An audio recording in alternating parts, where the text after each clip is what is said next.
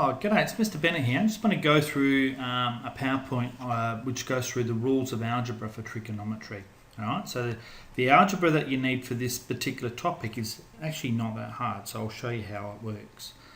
Alright, so basically when we do algebra, the rule of algebra is that you want to do the same to both sides. Alright, so I'm going to show you a fairly simple rule. So when the rule number one, rule number one, or two, is the one that we'll be looking at today, and that's to do with multiplication division.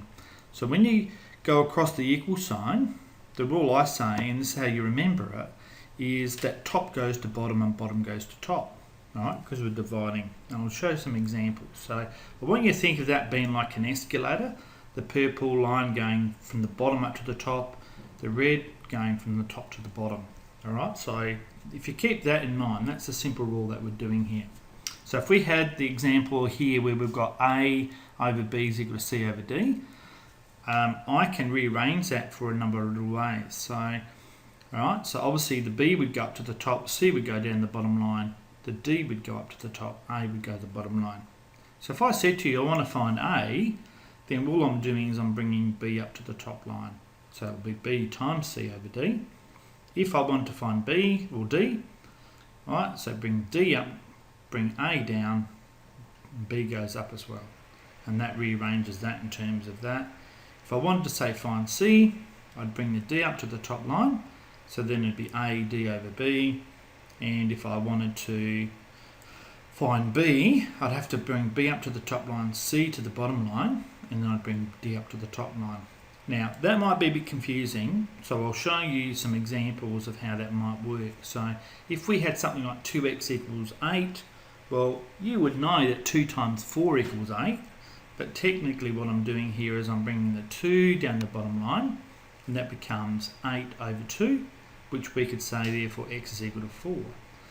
If I had this example, 4x over 3 equals 8, I've got to bring the 4 down to the bottom line, I've got to bring the 3 up to the top line, right, to get x by itself. So 3 times 8 is 24. 24 divided by 4 is 6. Alright, so this is the rule that we're using with algebra. Now when we're doing trigonometry, we need to work through our problem solving strategy. So the first thing that we always do if it's not done is draw a labelled diagram. And the key there is to label the side that you want to find and the side that you do have and the angle that you've got. Alright, so then your next step is to find the trig ratio. So we'll use our SOHCAHTOA to find that. So if we've been given the opposite side and the hypotenuse, that means that we have to use sine. So by using our angle and identifying our two sides, that will choose which trig ratio we actually use. Alright, substitute and solve. So that's the next stage, and obviously you need to use your algebra, which we just went through, to do that. And then the other thing is we need to check whether our answer makes sense. So technically with a triangle, all the angles and sides are related. Right? So we know that the biggest angle has to relate to the biggest side. Alright, so you can do a quick check to see if your answer sounds reasonable with that. It's a bit like when you did Pythag, the biggest side always has to be the hypotenuse. So if you get your answer to be smaller than the hypotenuse, then that means that it's probably correct. Alright, but if your hypotenuse is smaller than one of the other sides, it means that's probably incorrect. Right, so let's look at an example. So this is a type 1 type problem. Alright, so if we go through this particular angle, what we would find is that side x is opposite the angle. So it's opposite the angle, which means that that's the opposite side. So I'll label that. This one here is opposite the right angle, and we should be able to identify it as a hypotenuse. Because we have opposite and hypotenuse, that means we must use trig ratio sine. Okay, so sine of the angle is equal to the opposite side, which is x, over the hypotenuse, which is 5. Now, our unknowns at the top, and so we'll classify this as a type 1 problem. So to rearrange this, all I need to do is I need to bring that 5 up to the top line. So therefore it'll be 5 sine 32, and that's equal to x. Then if I do that on my calculator, I should get an answer of 2.65. Now you need to make sure your calculator's in degrees for that. And I'll show you some examples later where I used my calculator to do that. Alright, so it's unknown at the bottom. This is a type 2 problem. So again, we go through the process of labelling our sides. We've got opposite, okay, because this is angle here, 64, that is opposite the angle, and that's still our hypotenuse. So therefore, if we've got opposite and hypotenuse, we need to be using sine. So sine 64 is equal to 12 over x.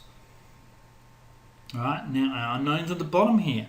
So therefore, this is the thing that we need to do. We need to swap that.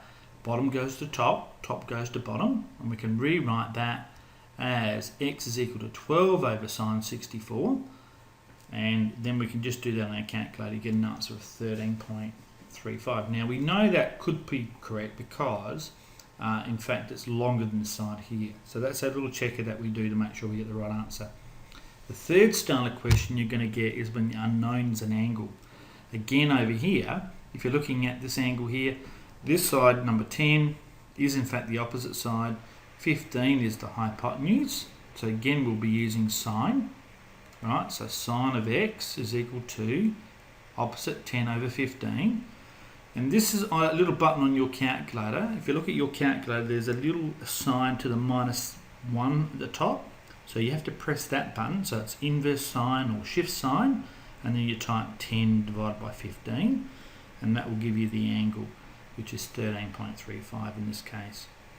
Right, so that's some questions. So there's only 3 types of questions that you're going to have to do for this whole topic, forever, for any time you're doing Socratella stuff. Whether it's sine, cosine or tan, that will be determined by the sides that you have.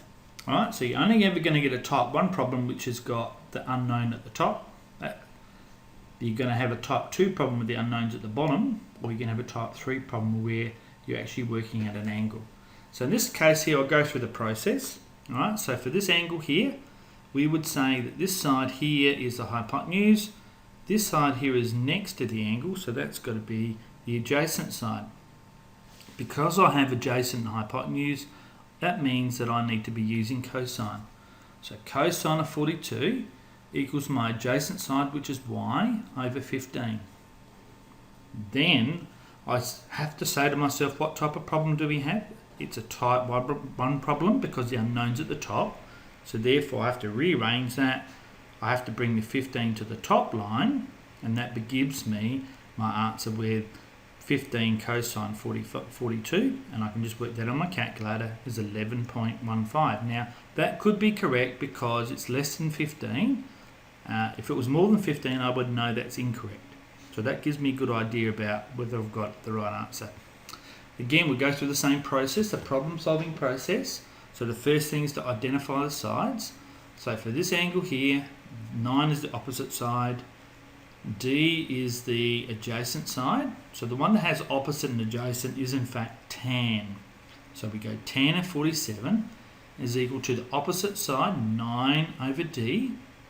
Right, and then I go, unknowns at the bottom. So this is a type 2 problem with the unknowns at the bottom, and then I just swap them over. So I have to swap those two things over, and D becomes equal to 9 over tan 47. And then I can put that on my calculator and I get an answer like that. Now you won't know whether that's right or wrong because you don't know what the hypotenuse is, but showing the working out, the setting out there, even if you did make a mistake on your calculator, you'll get most of your marks. Finding an unknown angle, okay, so adjacent side, and we've got hypotenuse. So adjacent hypotenuse is in fact going to be cosine. Okay, so I'll put the information to the calculator. Cosine K is equal to adjacent 8 over the hypotenuse, which is 11. And then I have to do the inverse cosine, okay, of that particular value. Alright, so using your shift button or your second function button on your calculator, and then K is equal to 43.3 degrees. Alright, here's our fourth question. Alright, my unknown. So again, go for the angle. So this side over here, M, is going to be my adjacent side. Obviously 20 is going to be my opposite side. So therefore opposite and adjacent means I'm using which trig ratio? Well, we're using tan, aren't we? So tan of 53 is equal to my opposite side, which is 20 over m. So the decision that you have to decide is it a type 1 problem, a type 2 problem, or a type 3 problem? Well, we know the angle, so it's got to be a type 2 problem because the unknown's at the bottom. So the steps that we've got to do with our algebra is bring that to the top line and bring the tan 53 down the bottom line. We swap them on an escalator. Right, so m now will be equal to 20 over tan 53, so m is equal to 15.07. Right. Last, I think this is the last example, so if we go through that again, our first step in our problem solving is to identify the sides. Okay, so we've got the opposite side here, opposite the angle, that is the hypotenuse. That means that we must be using sine. So we again write the information in there. Sine of 31 is the opposite side, which is h, all over the hypotenuse, which is 15. Now, what sort of question are we doing? Well, this is a type 1 problem because the unknown's at the top. So therefore, all we have to do is bring that up to the top. Okay, we bring that up to the top. H is equal to 15 sine 31. And so therefore our answer is 7.73. Because it's less than 15 means that I've probably got that correct. Alright, so I hope this actually helps you with what you're doing. And I'll post some other videos that will help you with this as well.